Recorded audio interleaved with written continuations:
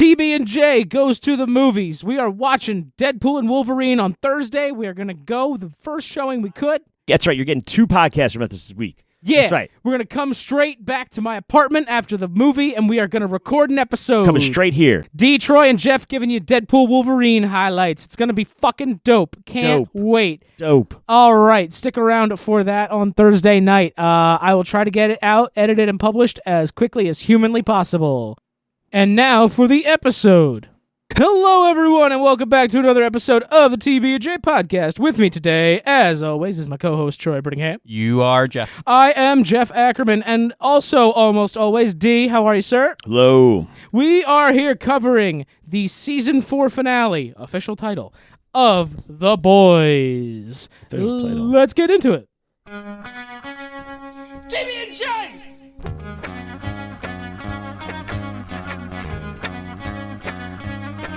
TB&J!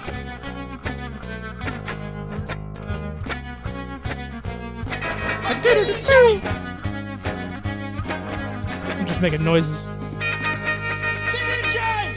Yes, this episode officially is called Season 4 Finale. It used to be called Assassination Run, and then Trump got shot, so they changed the name. I also feel like we should mention that on July 12th, we recorded an episode, and I think we may have ended it with a joke, implying... And just so you know, we did not. That doesn't sound like us. No, we don't make jokes, Troy. We're not a very funny We're podcast. not very funny. No, okay. That's not really our lane. We try to stay in our lane here on the TB&J podcast. We are not a funny podcast. I just wanted to let everybody know. Yeah. Unrelated. He did get I shot don't in know. Pennsylvania. Yeah. What? It's kind of You close. don't mention that. Alrighty, The Boys. So this is the last episode of Season 4. It is now officially wrapped. We now are in the waiting period before Season 5.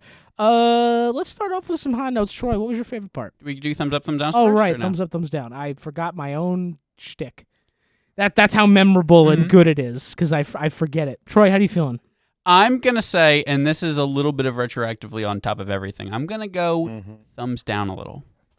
Thumbs down, really? I think so. That is pretty much the opposite of the internet. Yeah, and a lot of it is me retroactively going at other episodes that I feel, because I gave a thumbs up to every single episode. On the whole, Season 4 was a little meh, but it wasn't the worst of the seasons. Well, I think it is the worst of the seasons. So you think far. it's worse than 3? I think it's worse than 3. Okay. I think it's not that much worse, but I think it is the weakest so far, in my opinion. Okay. Yeah, that's a good opinion to have, I suppose. I'm giving it a big old fucking thumbs up. I fucking loved the way how we ended on an absolute banger. It's exactly what we were saying episodes ago about how this is like The Empire Strikes Back, because it's that big downer note before you have the last season. The big Empire or final... the Umpire? Empire? It sounded like you said umpire. I just wanted to make sure that there was no Are you baseball. making fun of the way I talk, Troy? That's I not am. very nice of you. I am. You're a dumb idiot who Maybe doesn't know words. I'll shoot doesn't you know next. words right. Wow. Oh. Anywho, Okay. What are we talking about?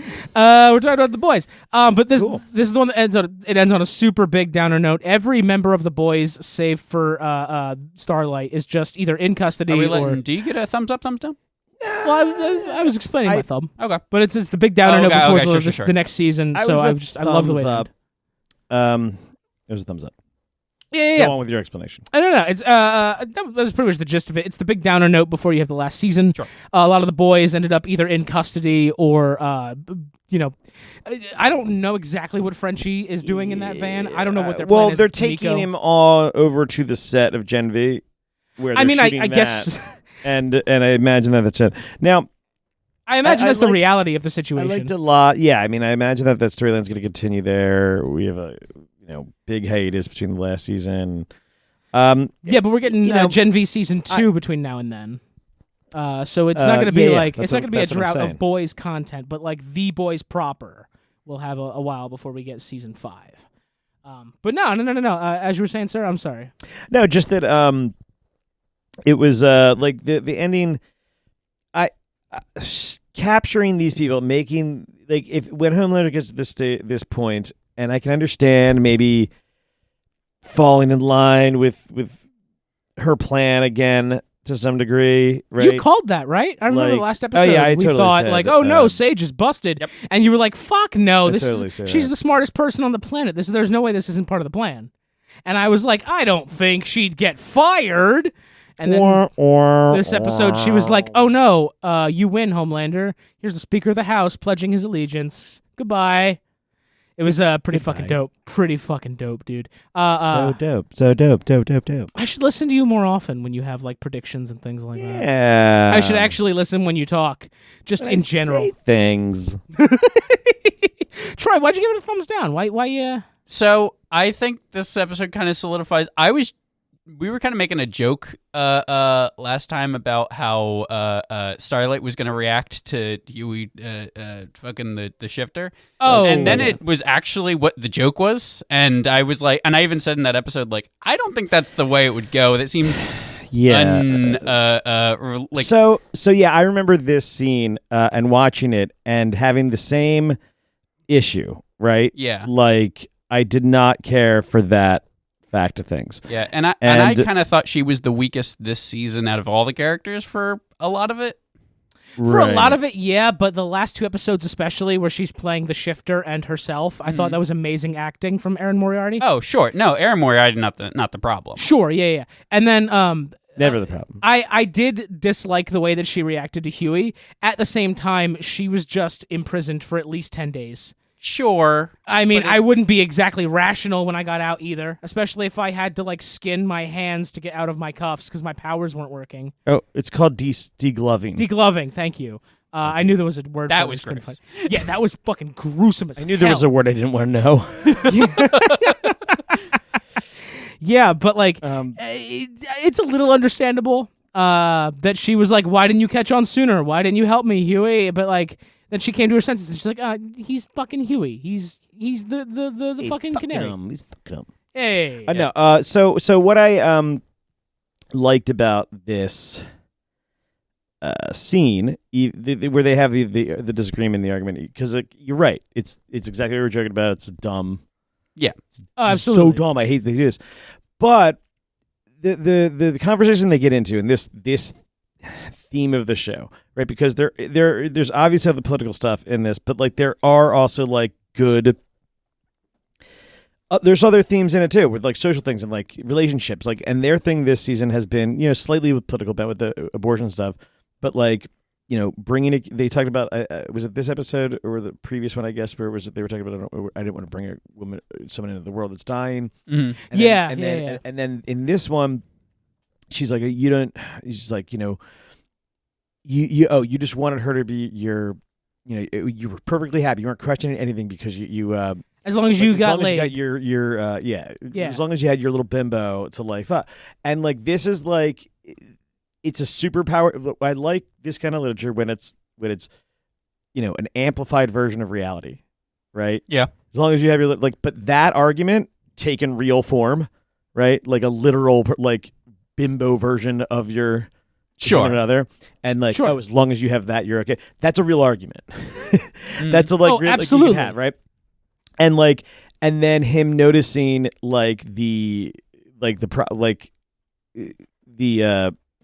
I recognize that it wasn't you when they just got everything right. Like you always fumble for like this thing, or you always get this. So like showing that he does notice. It's not that. Yeah, no, he notices all the little things, and he was like, something doesn't seem completely right. And but I thought that was like, it was contrived though. It's stupid to have that conversation, and I don't have the ill will for Moriarty that like a lot of people have been like throwing at her because of her, I don't know, whatever choices in restructure or whatever they're doing. I don't know how it goes, but I always feel bad for those actors and actresses that I'm just like, I don't know. Like it sure seems like you look different, and it sure seems like you're being defensive about it. No, and I didn't really want to jump on it. I think we almost had a joke one episode that we kind of fizzled on, and it's because it doesn't look great, but also she was like thrown at like the wolves of like Fox News and stuff, and like Megyn Kelly were after her, so I kind of didn't want to contribute to that. But not that we have a whole but this huge being audience. said, but I always love Starlight when she's alone. Oh yeah. She does really well with Huey. She always or honestly, I love her with everybody else but Huey. Now, don't get me wrong. Their scenes are real relationship scenes, and I really like their realistic like home base to the show, and they become kind of, in some senses, your most core, like recognizable characters, like identifiable characters, because they seem the most real and realistic. But at the same token, like she's such a cooler character when alone. I'm interested to see where this goes. Her powers buck back in real hard. We get the return of what the hell's her name? Betsy?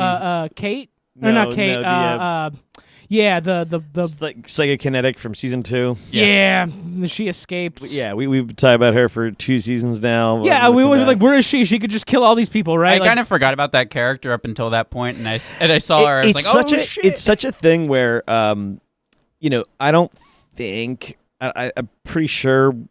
I don't know if we watched the before on, but if I would hate if that character was like shown in the previously on, but I don't think they were, right? Because I don't think so.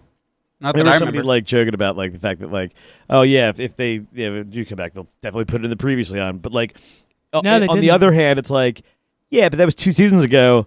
How the fuck are you supposed to like? There's a bunch of people that are just like seeing that person for the first time, more or less, or just have no idea because they don't follow it like that. Who that is, although at least that person had a pretty striking resemblance. Like, I feel like there's like times where this has happened in other shows where the actor is like significantly different looking, and you're like, the fuck, like who am I supposed to know who that is? They also have like a good appearance where it's not just like a white guy with hair. Yeah, right.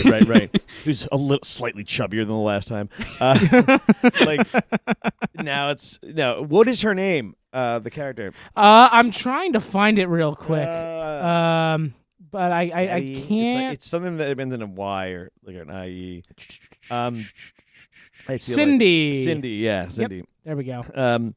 So Cindy, and then the Gen V kids come and get Frenchie and them, which fine.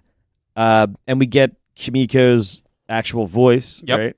Yeah. She finally like gets her voice back, and she speaks, and it's just to scream no because they're taking Frenchie away. Yeah, after they made out.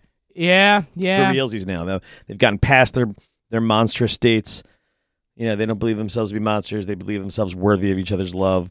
Yeah, she finally gets like her own like self-confidence. They're finally forgiving themselves for past crimes, allowing themselves to be happy, and they're fucking just get torn apart right at the end. Oh man, it's so tragic. But it just seems silly. I could see, and listen, they did do a pretty good job, I think. I think last time I was talking about this, I was saying how they better have a reason that she's keeping her alive, and I was like, oh, maybe she needs it to like get her memories or something. It was a little bit of both. Like, she has to like recharge her like with touch to like get it. I really liked the sociopath version of Erin Moriarty. Oh yeah. She did both of those characters incredibly well. Yeah, it was really, really fun. I got real. She's great acting with herself. She got a real. What's her name? Veronica Mars vibes in that scene. I didn't watch Veronica Mars. I'm sorry. Just the actress. Kristen Bell. Okay. She's very Kristen Bell in that scene, and had she does have that similar charisma, I think, as she did. But either way, that scene is I thought they did a good job with that, explaining that thing, being like, okay, there's a good reason for that. Now I hope they can come up with a good reason to have both of these guys. Obviously, Frenchie, he's created the virus. He has access. Like, I get. You don't want to destroy that brain. Right. So, do they hold Kimiko? They have to have her prisoners. To hold him hostage. We'll kill Kimiko if you don't listen, right? Is it as simple as that? Does Homelander want Kimiko and her healing abilities to see if he can reverse his own aging? Because that fucking jar is getting real full. It is. And it's disgusting. Oh, God, it's so fucking gross. I agree.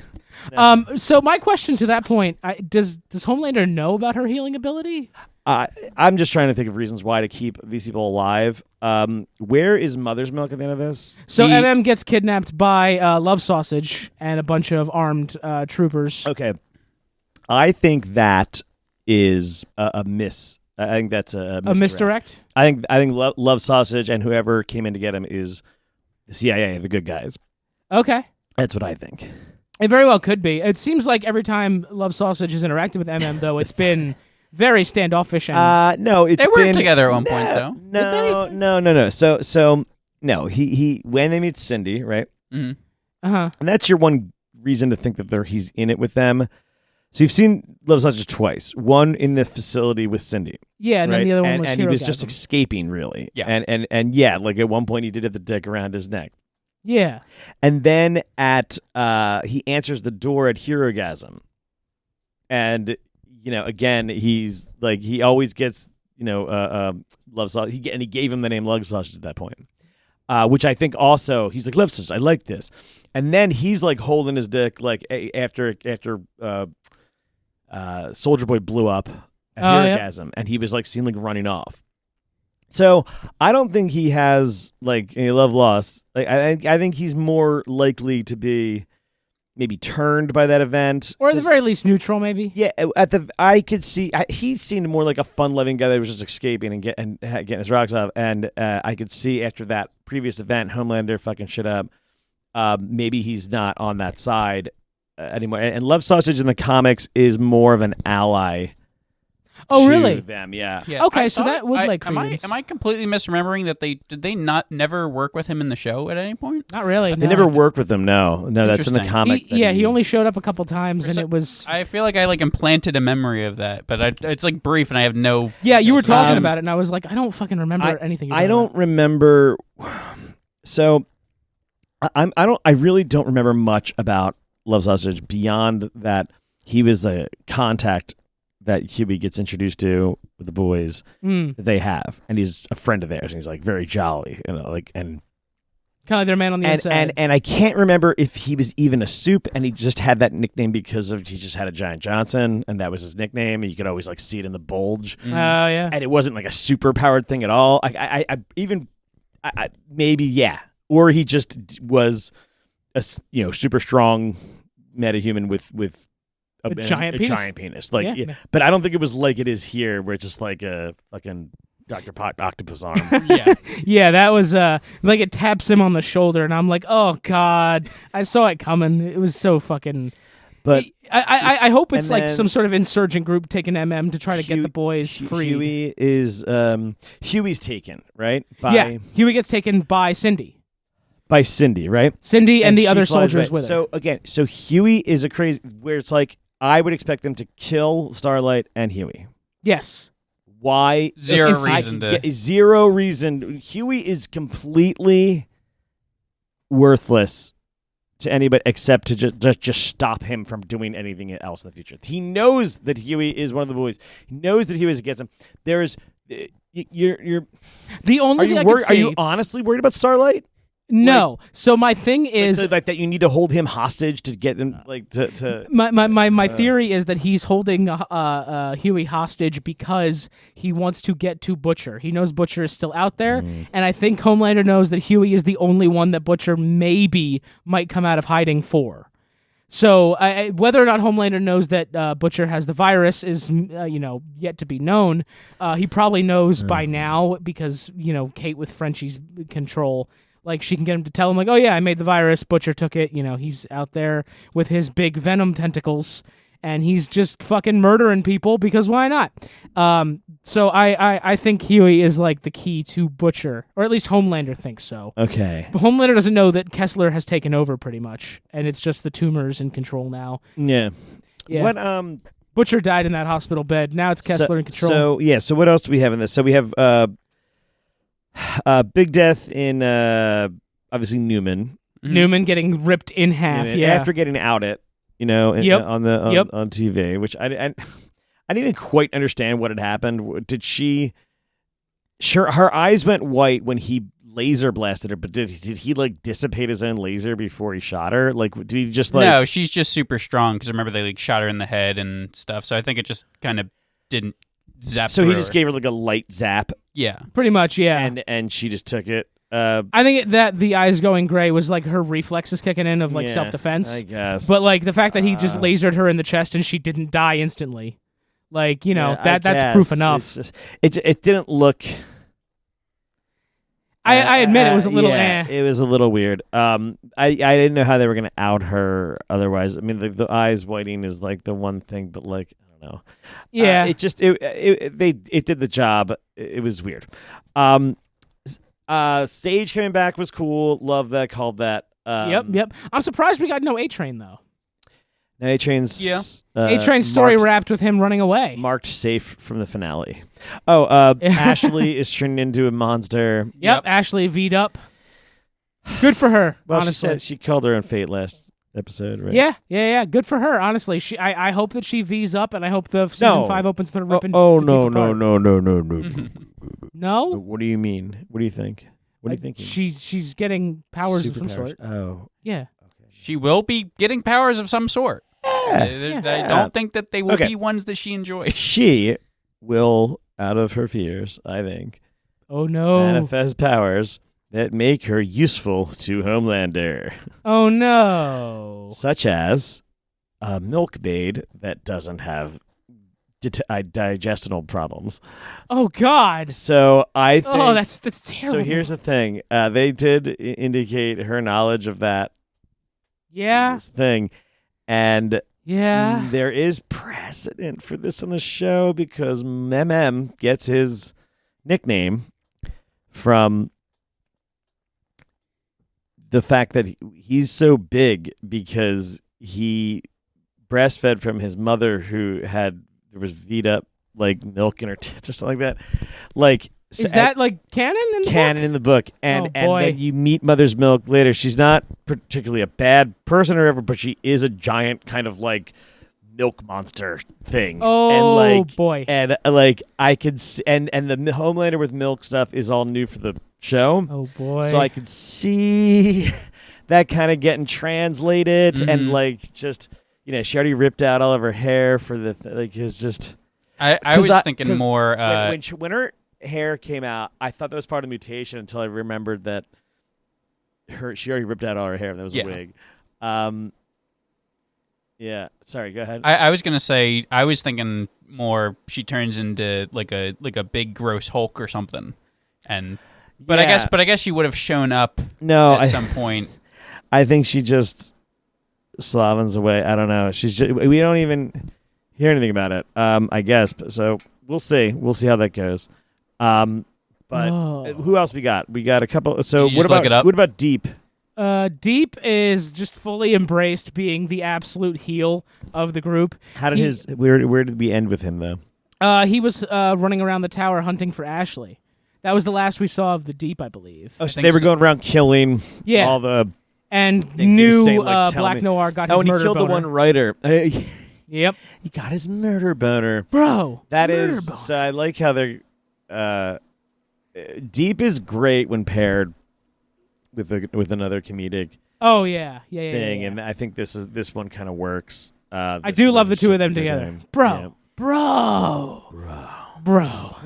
They're really, really good together. I love them on screen together. It sucks that he became such a hateable character now.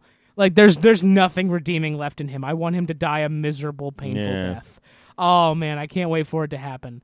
And I hope it happens in like a terrible, awful way. What do you mean lobotomized? Although it is crazy, we kept our big call was either no Deep or no A-Train. They're both at the end of this, so yeah. they both made it. I knew Newman was dead. Like that Yes. was not even a surprise to me. So who's the CIA lady? Mallory. Mallory's dead. Mallory's dead too. Accidentally, but still dead nonetheless. Kind of accidentally, kind of not. It's I mean, he pushed her. I don't think he meant to push her that hard. Doesn't matter. Kid's a problem. Something's in his way. He's going to get it out of it. Yeah, I mean, she just went about it all wrong. It's totally wrong. Like, what no, are you gonna her do? fault. Her Totally fault for her sure. fault. Totally her fault. Yeah. You don't just like trauma dump on this kid and tell him your father is a monster. Here's And what do you crimes want A, to B, do? C, Like, D. he doesn't want to be contained here. That's exactly what you did. Like, you don't, like, we get it. Like, you can't dump on him like, oh yeah, we're just gonna raise you to kill your father. Like, no, you can't do. Like, why would you keep him here? It's like. And what sucks is that you could see it immediately in Butcher, like in his eyes and the way he was trying to talk Mallory down. He was like, this isn't how I wanted to do this. He's clearly not going to go along. Please just let him like leave. And Mallory just doesn't let it happen, and she dies. And I think that's the moment Butcher like fucking... I think that's when the Butcher that was going on this redemption arc completely died. And now Kessler is in control with the tumors and the tentacles and murdering Newman, stealing viruses. Yeah, because basically he lost faith in Ryan being able to be saved at that point. Yeah. Mm-hmm. Being able to do this, or not even that he didn't believe it the moment before that. Now that he has kind of more or less purposely killed somebody. Yeah. And then walked away. Or even accidentally to get what he wants, is just too much. So yeah, it was just too much, and it just broke Butcher's heart. Although and he just I couldn't do really it. like the makeup effect, or ever they did the effect of her neck broken inside her head. So it's like she's decapitated, but like her neck, her skin is still her attached. skin is still attached. So it's like, but everything inside is severed and broken. It's yeah, like, it's like, ooh, it's just she doesn't have a head. she's dead. She ain't coming back from that. That's a tough one. Yeah, it's super tough to come back from that. Can't walk that one off. She's just sleepy. She's tired. She'll be up in a minute. She's just taking a little nap. Walk it off, champ. You'll be all right. The sociopath was good. I'm annoyed that the whole season has just been Butcher is running out of time, and then Kessler takes over with the tumors and the tentacles, and he becomes Venom or Carnage. I gotta tell you, and he just seems fine now. I really gotta tell you, there's something about Venom like material in these shows and movies. Like Venom is in the movies. Sure. Definitely Homelander's. The budget is lower and not as good. But like I do from Tobey Maguire Spider-Man to Venom now, Tom Hardy and now with the Butcher tentacles whatever thing. like it's not like it doesn't look good. It looks too oily for me. And I know it's kind of supposed to some degree, but it looks when you try to make that realistic, it loses most of the cool factor. Like I always felt like Venom looks better like as shadows than he does as like oil.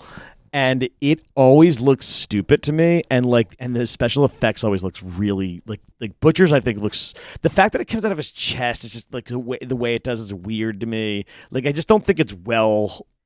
Yeah, it's very weird. It's like it's a bad visualization for his power, and I think it's kind of cheesy.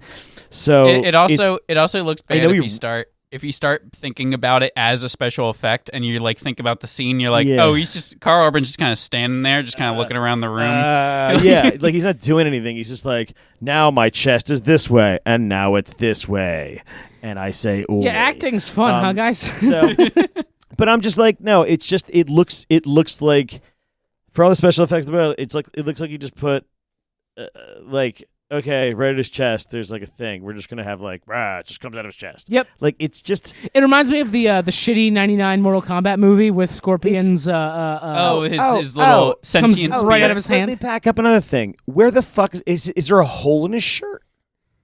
I don't know, man. No, really. This is another thing that's like this is another thing that's where I'm like it doesn't look like it's like a realistic prop. It looks like it's like magic-y coming out of him.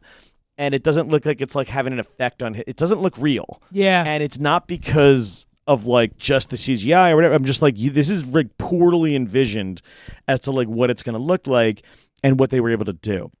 And it's like you wanted some kind of what's his face, the actor, Carl Urban. You wanted Carl Urban, but you didn't want to come up with a better effect than having him. Like, I don't know. I could have maybe you don't want to cover his face with like a Venom-y. Yeah, no. Or you don't want it. Or they could have done a lot of different things. What is the with other actor's name who's playing Kessler? Oh, Jeffrey Dean Morgan. Jeffrey Dean Morgan, right? He was in Walking Dead, man. I know. I just never remember his name. Jeffrey Dean Morgan. They could either have some kind of like like wrap his cover him up kind of venom-y, like when he puts his half mask on kind of thing. Yeah. You know? And I mean, I think and have it flip like when he's talking between Kessler in that makeup and Karl Urban in that makeup.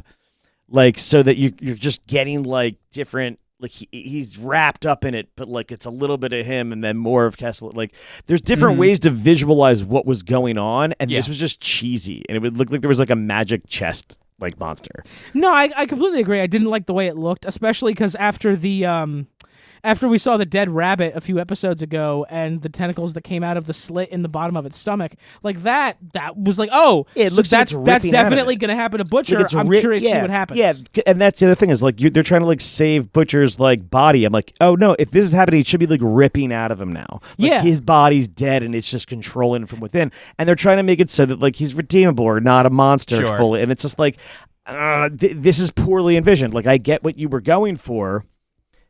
But like I don't this never happens in the books where he gets this kind of ability, and the reason they're trying to do it is they're trying to make his dark side less of the character. Yeah, they're trying to make Butcher more empathetic. This is Kessler, not Butcher. Yeah, this isn't the real Butcher. This isn't like, who he is. This is the tomb. Is something else, and that's not what it is in the book. He doesn't have this. He just has the virus. Yep. And in the book, he's just a murderer. It's just about him releasing it. It's less of a virus like the way we have it here, more of like a radio signal virus. It's still the same effect, genocidal type of thing. And it's like Huey is like talk him down from that and like kind of be his canary. Kind of thing. So which we've talked about many times before, that's so the role of it. So like it makes sense that that's what they're going to some buildup of like that, that happening and him talking him down and like doing the same thing, but like it now it's going to look more like he reached the Butcher inside of and now he's not taken over by this monster anymore, and it's like as opposed to it being just dealing with this guy, and his own pain and stuff, and like it gives him an out. He's like, oh, we reached you. We got past the defenses and the symbiote. Yeah, now we got to Billy Butcher, the good guy. Yeah, the great guy that is Billy Butcher. Mm-hmm. So yeah, who let the real Kessler die? And I think it's more interesting if the last season there's two villains and it's Homelander and Butcher, the two like main guys. Yeah. Now here's my question, right? So the season finale. Oh, and ends... we get Soldier Boy revealed to. The season finale ends with Speaker of the House Calhoun assuming command of the country because the VP is dead and the president is currently imprisoned for her alleged assassination. So he's like, oh, I have Soldier Boy. Do you want to see? And they fucking show off Soldier Boy. So if Soldier Boy does Soldier Boy things, because assuming he's still the same guy, just asleep, he doesn't like Homelander. He really doesn't like Butcher. Yeah. What's to stop him from just like atomic blasting both of them? And then you just get like a depowered Homelander and a depowered Butcher. Assuming that kills V, would it kill the tumors? I think Homelander will revive him in some kind of condition. Oh, Soldier Boy definitely wakes up. Oh, yeah, but he'll attempt to be in controlled conditions, and the reason is what I assume you're getting to. He would do this because he wants to have like approval. He needs approval, and he needs someone to give it to him. Yes, and with Ryan becoming distant, because like Ryan left his dad very clearly upset with him after he like put holes in their family living space at the tower and threw Butcher's picture at him, and Ryan was really pissed off. If they just let Butcher cook a little longer playing Connect 4, you might have flipped Ryan, Mallory. Who do you think was winning? Fucking Ryan. Okay. Butcher's dying. He's not great at Connect 4 right now. Come on, now give the man some count to 4. Sure, but he can't see the yellows and the reds. It doesn't matter. I'm sorry. There's a lot more strategy to Connect 4. There's a lot of strategy, actually. I'm sorry I offended you. Have you ever been to the World Series? I don't think you have, I'm but by this conversation. So okay, yeah. So he'll look for approval for Soldier Boy next year, and like, sure, he's not gonna get it. Try to or just threaten him to kill him back again if he doesn't, and then I don't know. But I don't know quite where it all goes beyond just the soup virus, and it's coming down to Butcher and that. Like Butcher and Huey convinced him not to do it, but like to get there, I'm sure we got to do a bunch of things. But then how does things resolve? Do we let superheroes continue? Do we let them make their own rules? Do we let them do all sorts of shit? Like, are you gonna get soup like mutants? Like, right? Like you don't need to take V. Right, like because like you could say that, like, okay, say you bring down Vought, sure, right? Like, what does that mean? Though that just seems impossible, right? Like the mold, right? Like, yeah. I mean, it just seems like you can't like bankrupt. I guess you could bankrupt a company, or companies do come and go to some degree, but like, just stock goes down so far that another company swallows it up.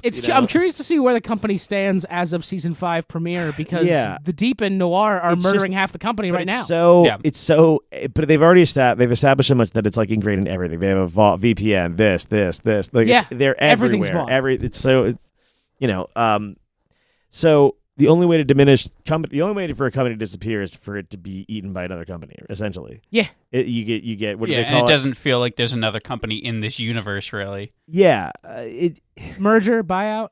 Yeah. Are those words you're looking for? Yeah. It'd be interesting to see other, companies. I don't know. Like just how to. I have no idea where that storyline goes. I mean, I force, because also they gotta drag out the universe because they're doing like The Boys Mexico.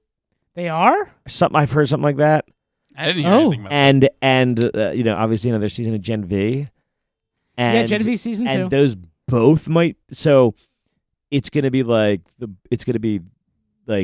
next is Gen V season 2, then probably The Boys finale, and then like The Boys like Mexico version. Like, search. What am I doing? I mean, yeah, Amazon has kind of struck gold with The Boys universe. I can't imagine they're just going to let that cow dry up once Kripke is done with season 5. Obviously, they already have Gen V started. They're going to do another series for sure. Who even knows? They might even do like another series or a spinoff of some sort, or some sort of expanded universe. They're not just going to let it go. Not even a little bit. They're. You know what?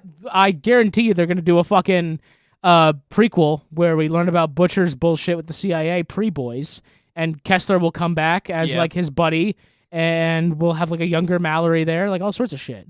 Probably like the old group. What were they called? The with Soldier Boy and the Countess, the original Black Noir. Yeah. They'll have that group back as well. I'm certain this is not the last we're gonna see of any of this. But as long as they do it right, I'll fucking watch. Who knows? It can't be any worse than some other bullshit we end up watching for this podcast. Yeah, according to sources, Amazon is currently developing a Spanish-language spin-off of their popular dark superhero series based on the Garth Ennis Derek Robertson comics. Set in Mexico City. Exact plot details remain under wraps. Interesting. Okay, so we are going to get The Boys Mexico, and it's going to be a completely Spanish version. Which I guess I finally need to learn Spanish, Troy. I guess I finally need to fucking do it, huh? All right. Well, yeah, I mean, this is what I got to, though, is like, I just don't know what the Boys universe, I don't think, continues after like the Boys story. Like, I mean, I guess, but I don't know. I mean, I don't think there's like, let me put it this way. I don't think it ends with like the eradication of all superheroes. Sure. I think there's a continuance of those. So obviously there could be continuing stories in that world, right? Is my guess. The thought though is like, what are they doing with Gen V, where they're gonna like expand this universe in a kind of like a pre-season finale season. So they have to like be able to make their story worthwhile. Is it not all happening in real time with The Boys? Yeah, I mean, like, you think about it, like, we came back at this season, and they were kind of being run by, it had been a few months, and you figure that, like, between those few months was Gen V.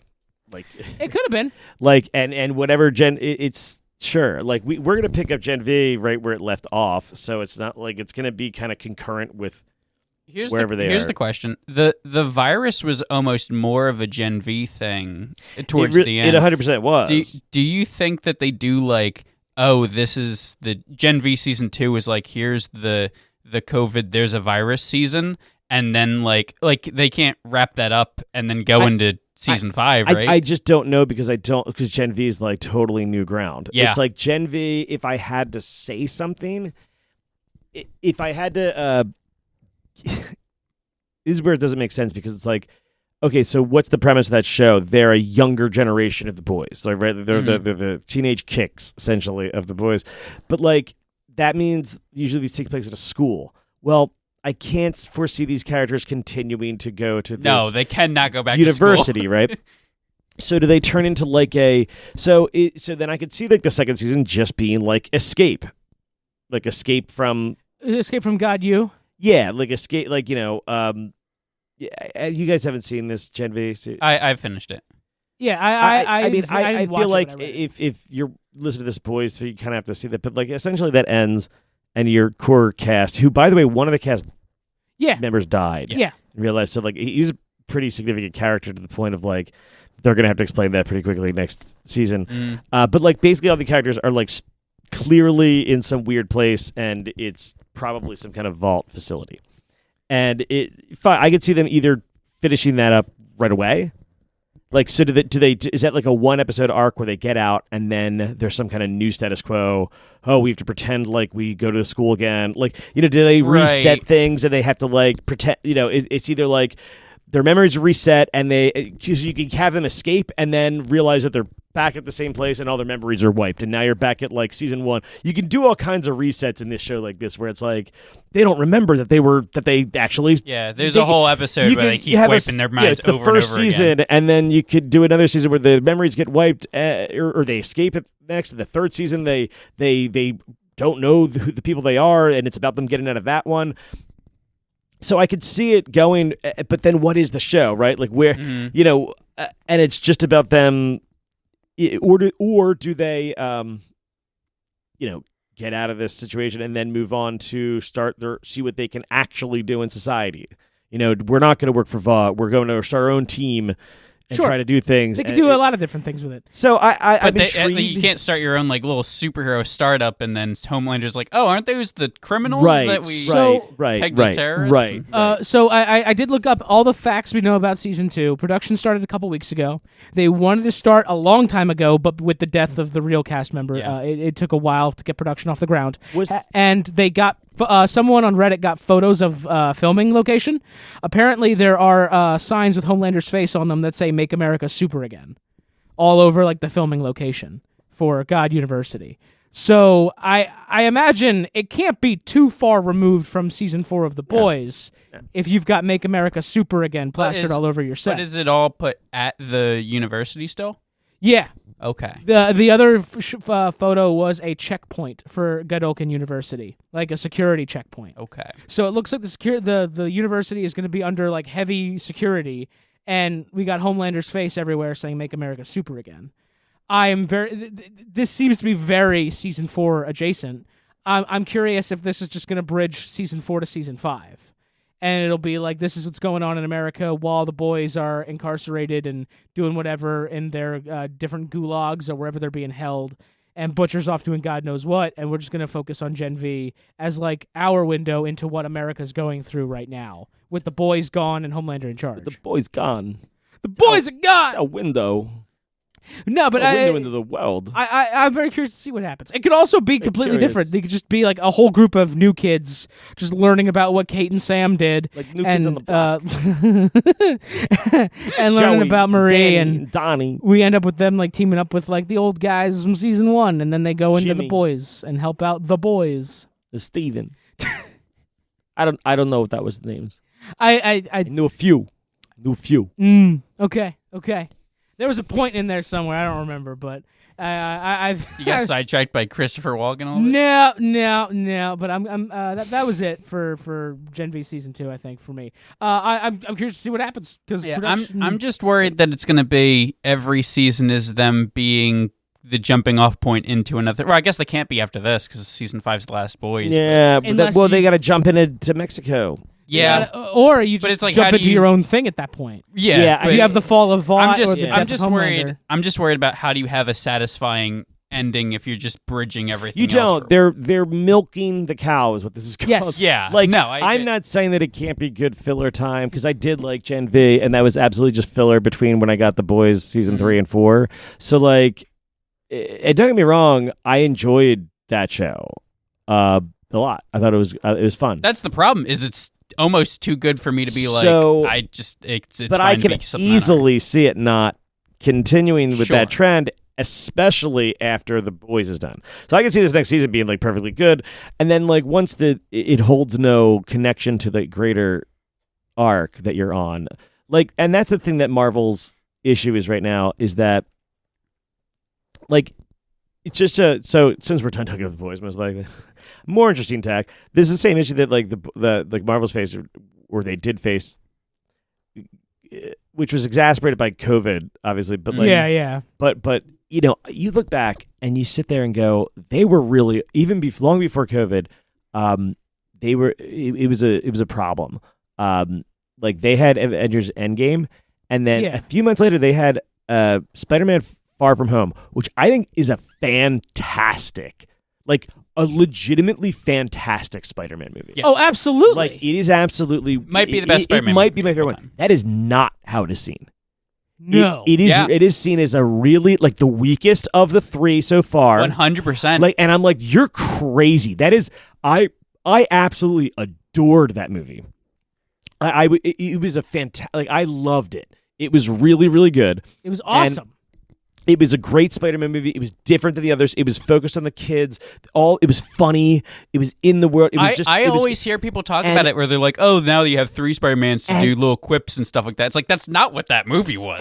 And it wasn't like it was very Spider-Man, him trying to hide his identity, and it was it was the like little stakes, make it smaller thing, and people were just like, well, that was an Endgame, but that was cheesy compared to like Far From Home was the one with Jake Gyllenhaal as Mysterio, right? No. Well, Far From Home? Yeah. Are we talking about Far From Home or No Way Home? Far From Home. Okay. I'm talking about Far From Home. Oh, I thought You were talking about No Way Home, sorry. Troy. I probably said it anyway. Far From Home. I love the both of them. second I love movie, every single The one. second movie, yes. Gotcha. That is my absolute favorite one. That is the best. That's the clearest Spider-Man movie. Yeah. Couldn't agree more. It's really fucking good. And people didn't like it for a number of reasons, but like I just think it was inherently them. It was you forget it was the first movie that was after Endgame, and you're like, well, No, that was before Endgame because no, it's not. They didn't turn back because it was. It starts with him inheriting Tony's. No, you're right. You're right. It's I'm the totally first wrong. movie after Endgame. It's the end series to the. I'm absolutely wrong. You're right. That's why I thought you were talking about No Way Home. So no, and that is my absolute favorite movie of it, and it's like deadpan for the rest of it. But like that, the issue was, is I think they were expecting that to be a better film, like or received better, and it should have been. Like it's a great movie, starting Tom Holland kind of on the Iron Man track. Like to be the next the Iron Man, the central figure of this universe, and people were like, I don't like that, like blah blah blah. They go a different route. They go this multiverse route of like they kind of even introduce it then a little bit with like the fact that Mysterio is supposedly coming from another universe. Yeah. But he's like an interdimensional traveler. But yeah, I think that like this, when you got onto it, people did not buy onto the next stage. Yes. And it wasn't like with Iron Man where you're like, oh, well, let's see where this goes. They were just like, they thought they have it built in, and it's not really built in. They needed to start from scratch. Meanwhile, anybody that is, on board is like expecting the end result. I'm like, this isn't going to work. No. Although on the other hand, DC I have some high hopes for DC and James Gunn. Let me just put it this way: we just watched another, I guess, the second part of whatever DC animated Crisis. Oh, Crisis on Infinite Earths. It's like part 2 that came out. Yep. We watched that. Kevin Conroy's last performance. Dean Winchester, what's his place as Batman? They just knock it out of the park every time. There's these crazy characters that I've never heard of before, making them interesting. Some guy, the psycho pirate. Yeah, there's like a lot another of crazy guy, the dudes. anti-observer monitor, the monitor and the anti-monitor. Mhm. I haven't seen it yet, but these I've are read a all lot insane. about it. And I'm like, yeah, DC is fully capable of coming up with like cool, awesome stories, but they do need someone at the helm that's willing to put something ridiculous in front of you to see it. It is cheesy, but DC fans, Superman fans' biggest kryptonite though is always themselves.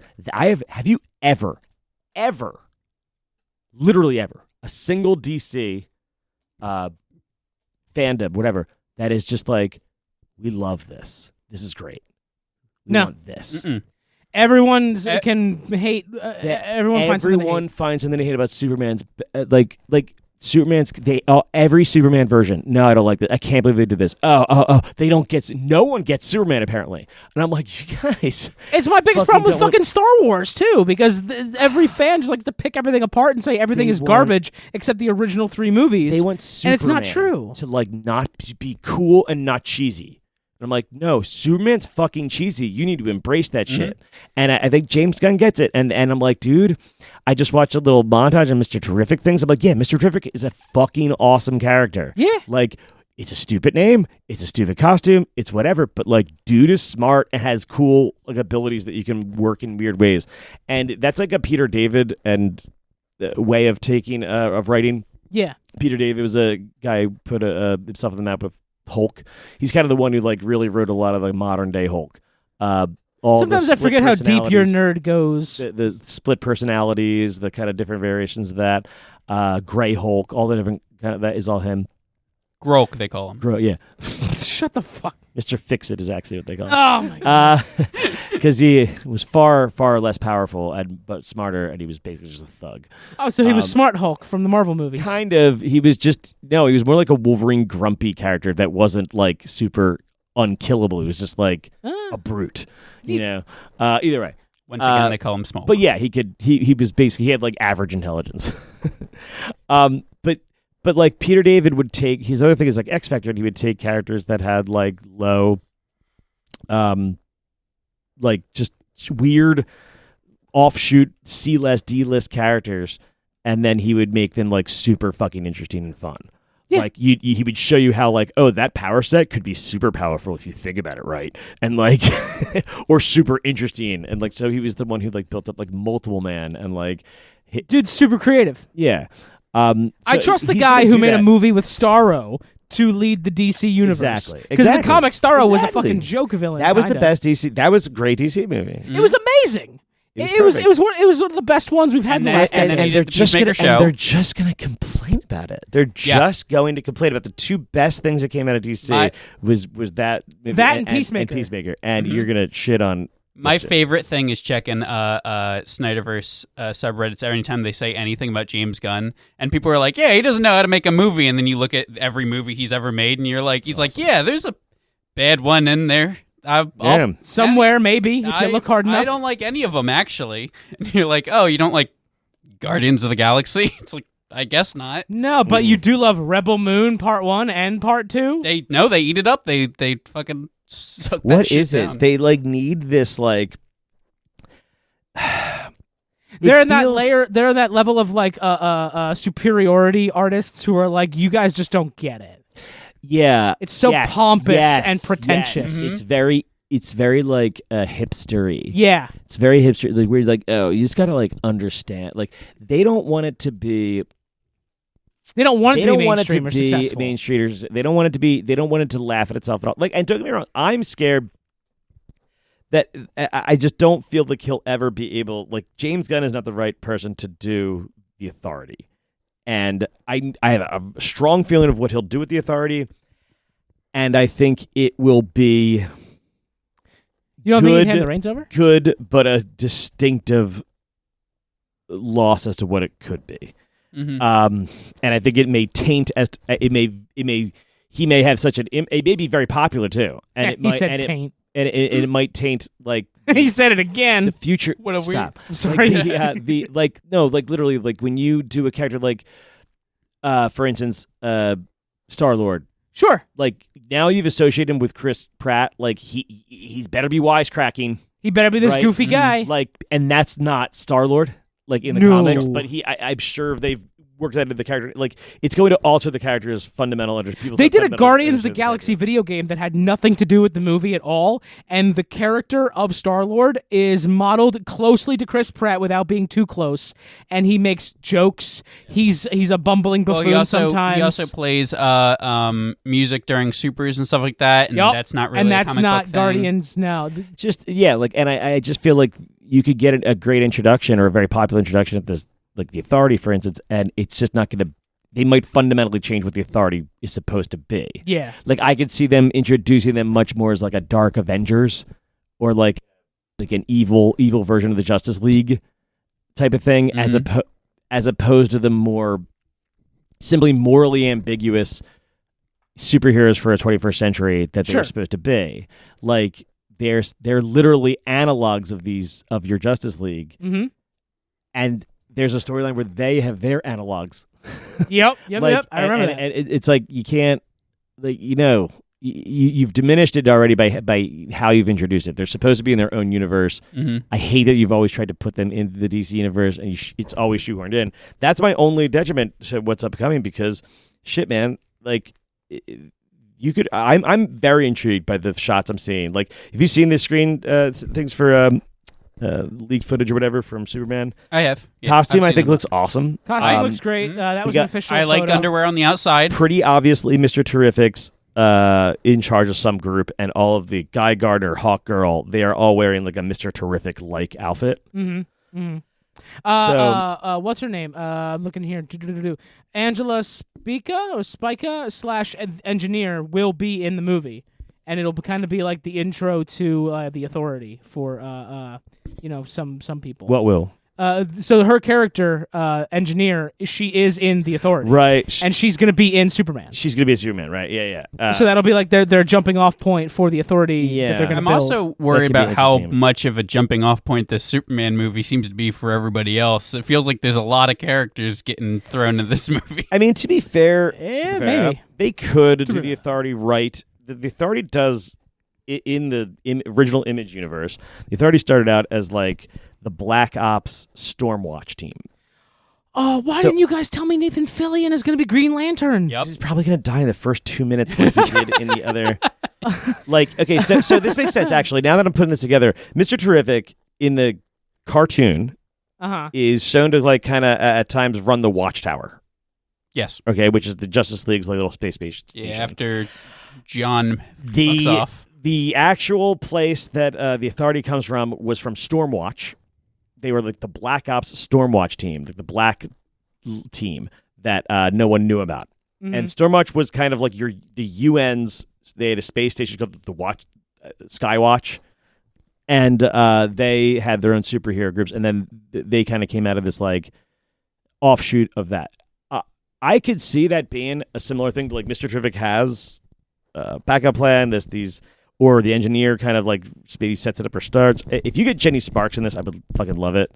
I would love to see some Jenny Sparks in the Authority and Jack Hawks. Like I would love to see that building in this movie, and that would be cool because that's could be an interesting take on it. I could see Mr. Terrific's character being like that whole team that he has, like being where that comes from. Just having him be like the central point of the universe, everything kind of branches off of. Yeah, and in all honesty, I could see it being him doing them justice, making them a bit more of a...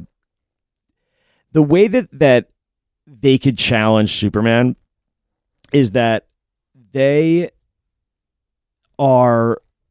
the group that like said, you know what? We're not putting. They have very like kind of leftist attitudes, but they had a very like right wing execution.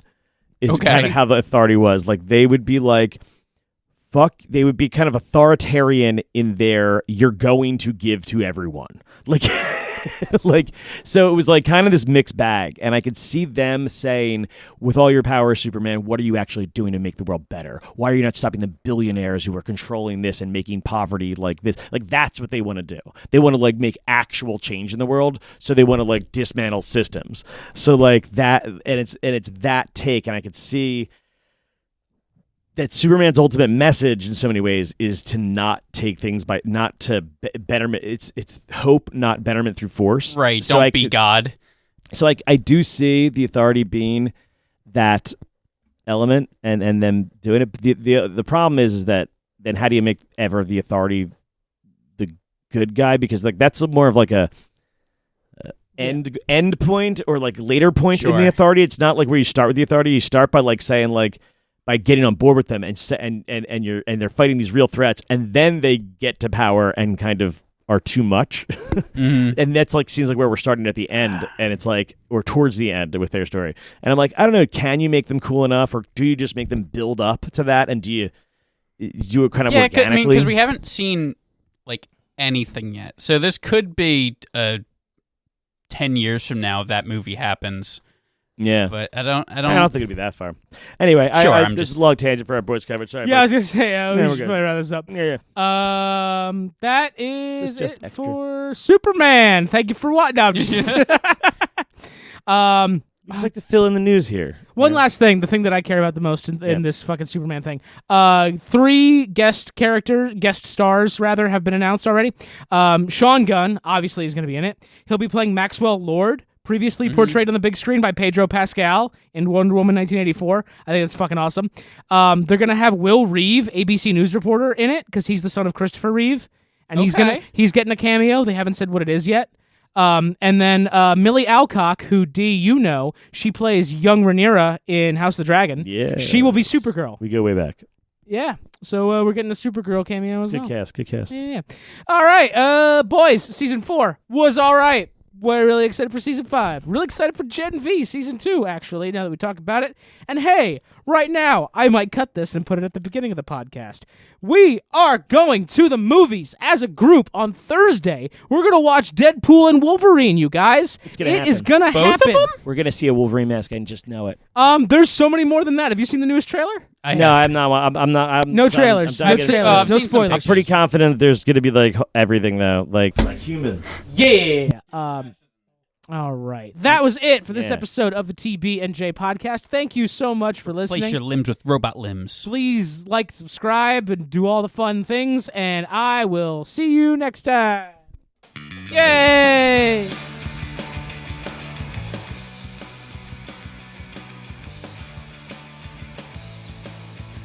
What if it sucks, though?